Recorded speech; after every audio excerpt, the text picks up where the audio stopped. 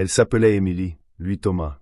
Ensemble depuis 3 ans, ils vivaient dans un bel appartement en plein centre de Lyon, une vie presque parfaite en apparence, 2 bons emplois, pas d'enfants, des week-ends à Rome ou à Annecy, des dîners japonais en semaine et des verres de vin bio dans leur cuisine moderne aux murs ardoises. Mais depuis quelques mois, Émilie sentait quelque chose glisser, comme une fissure dans le verre qu'on ne remarque qu'après l'avoir tourné à la lumière.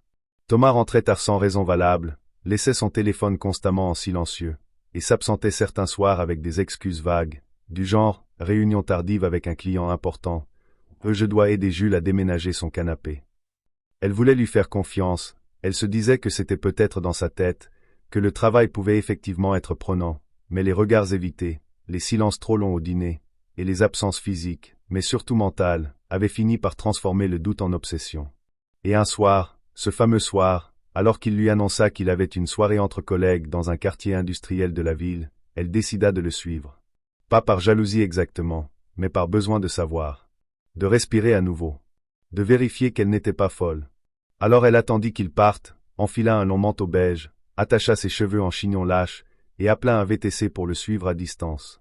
Le véhicule de Thomas prit la direction du 7e arrondissement, longeant des entrepôts désaffectés, des hangars aux murs couverts de graffitis, des rues presque vides à cette heure-là. Elle demanda à son chauffeur de ralentir, de rester à bonne distance. Puis elle le vit s'arrêter devant un bâtiment en briques rouges, sans enseigne visible. Un simple portail métallique, un interphone. Thomas sonna, murmura quelque chose dans le micro, et la porte s'ouvrit. Sans réfléchir, Émilie descendit du véhicule et s'approcha à pied, contourna le bâtiment par la ruelle latérale, longea un grillage, trouva une fenêtre entr'ouverte. Elle colla son œil, et ce qu'elle vit la glaça. La pièce était éclairée de néons doux, mauve et bleu, presque sensuels, et à l'intérieur, plusieurs hommes et quelques femmes vêtus de tenues étranges, de cuir, de masques, de talons. Ce n'était pas une réunion professionnelle. C'était un club privé. Un club secret. Et Thomas était là, debout, vêtu d'un pantalon noir ajusté, torse nu, tenant une cravache souple dans la main. Il ne semblait pas mal à l'aise. Il semblait chez lui. Un groupe était agenouillé devant une estrade. Certains portaient des colliers, d'autres des bandeaux sur les yeux. Une femme au port royal, habillée d'une longue robe en latex rouge, observait la scène depuis un trône placé au fond de la pièce. Émilie resta figée. Elle comprit sans comprendre, sentit son cœur cogner dans sa poitrine, ses jambes trembler. Ce n'était pas une infidélité classique. C'était un monde parallèle, un univers qu'il ne lui avait jamais montré. Et ce n'était pas seulement du sexe. C'était un théâtre du pouvoir, du contrôle, de la domination et de la soumission. Elle aurait pu fuir, mais à sa propre surprise, elle ne fit rien de tout ça. Elle observa. Longtemps. Fascinée malgré elle. Comme attirée par une vérité qu'elle ne soupçonnait pas, ni chez Thomas, ni chez elle. Plus tard, elle rentra sans bruit. Ne dit rien. Fit semblant de dormir quand il rentra. Le lendemain, il l'embrassa doucement au réveil. Elle le regarda avec une intensité nouvelle, se demandant depuis combien de temps il vivait cette double vie, et pourquoi il ne lui en avait jamais parlé. Pendant plusieurs jours, elle se tut. Mais quelque chose avait changé. Elle fit des recherches. Lut des articles sur les clubs BDSM, les dynamiques maîtres soumis, les jeux de rôle, les contrats tacites ou écrits, les safe words, les cérémonies d'initiation. Elle commença à comprendre, à mettre des mots sur ce qu'elle avait vu. Puis, une semaine plus tard, elle le confronta. Pas avec colère. Avec calme. Elle lui dit simplement qu'elle savait. Il pâlit, resta muet. Puis baissa les yeux, honteux. Il s'attendait à ce qu'elle parte. Elle lui demanda pourquoi il ne lui avait jamais parlé de cette part de lui. Il dit qu'il avait honte. Qu'il pensait qu'elle le quitterait. Qu'il avait découvert ce monde bien avant elle, avant même leur rencontre, mais qu'il avait essayé de redevenir normal. Elle lui répondit qu'elle ne voulait pas de normalité. Elle voulait la vérité. Il pleura. Et elle lui tendit la main. Ils commencèrent un nouveau dialogue. Elle assista un jour à une soirée du club, cette fois de l'intérieur. Elle observa, encore. Puis un soir, elle accepta de porter le masque. De s'agenouiller. De découvrir ce qu'il voulait vraiment lui offrir, et ce que son propre corps pouvait raconter dans ce langage codé. Ce n'était pas un monde d'humiliation, comme elle l'avait craint. C'était un monde de confiance absolue, de consentement millimétré, d'écoute extrême. Elle découvrit une autre facette de Thomas, un homme capable d'une autorité douce, d'un pouvoir respectueux, d'un désir discipliné. Et elle, en se laissant guider, découvrit ses propres limites. Elle devint membre du club. Elle prit un nom de scène. Et pour la première fois depuis longtemps, elle ne doutait plus. Pas parce qu'elle avait tout compris, mais parce qu'elle avait choisi d'explorer, au lieu de fuir. Parce qu'au fond, ce qu'elle avait découvert cette nuit-là n'était pas une trahison, mais une porte dérobée vers une vérité plus grande, plus dérangeante, mais aussi plus honnête. Et chaque jeudi soir, à 21h, elle entrait avec lui dans ce club sans enseigne. Elle ne le suivait plus. Elle marchait à ses côtés. Mais toute vérité a son prix. Dans les mois qui suivirent leur nouvelle entente, une tension discrète s'installa entre eux, une tension différente, plus fine, comme une corde de violon trop tendue.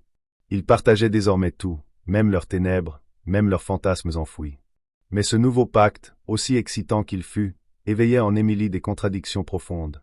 Ce n'était pas la honte en eau. Elle avait dépassé cela. C'était autre chose. Une question persistante, lancinante, jusqu'où allait-elle aller pour rester dans ce monde? Était-ce par amour? Par désir? Ou par peur de le perdre à nouveau s'il se repliait dans le secret? Elle se surprenait à attendre ces soirées avec autant d'impatience que d'appréhension. Elle apprit à se taire, à obéir, à jouer les rôles que Thomas lui attribuait.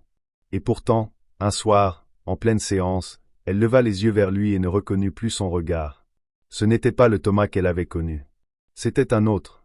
Ce fut un déclic. Elle comprit que Thomas n'était peut-être pas en train de lui révéler son monde, mais de la faire entrer dans un monde qu'il avait toujours contrôlé sans jamais vraiment céder sa place.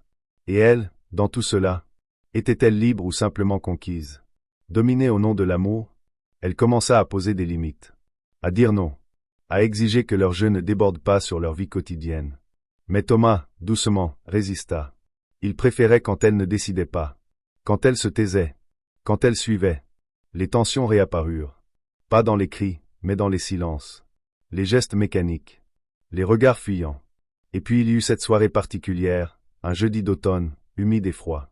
Le club avait organisé une cérémonie spéciale, une soirée du miroir, où les rôles devaient s'inverser. Les dominants devenaient soumis, les soumis prenaient le pouvoir, le temps d'une nuit. Une tradition rare, mais admise. Thomas refusa d'y participer. Il déclina poliment, prétextant qu'il n'était pas prêt. Mais Émilie, elle, s'inscrivit. Elle entra seule dans la salle, vêtue d'un tailleur noir strict, les cheveux lissés en arrière, les lèvres rouges comme une balafre. Elle ne reconnut pas tout le monde.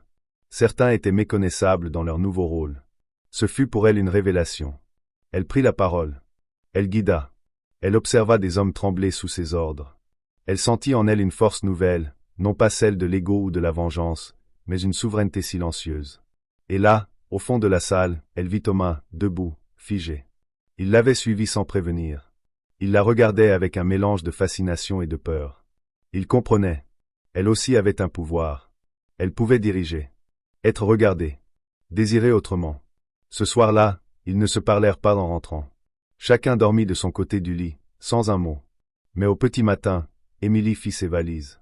Pas dans un accès de colère. Juste avec une lucidité tranchante. Ce n'était plus un club secret. C'était devenu leur réalité. Une réalité que Thomas voulait dominer seul. Elle avait exploré ce monde pour lui, pour eux. Elle l'avait même aimé, intensément, jusqu'à s'y perdre un peu.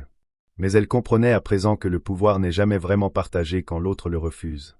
Elle lui laissa une lettre. Pas d'adieu tragique. Pas de reproche. Juste une phrase. J'ai suivi tes pas, maintenant je marche les miens. Et elle partit. Loin du club. Loin du masque. Loin du rôle qu'elle avait accepté de jouer. Ce soir-là, Thomas comprit que le secret le plus profond n'était pas dans la salle obscure du club, mais dans le regard d'Émilie quand elle s'était enfin levée, non pas pour obéir, mais pour partir.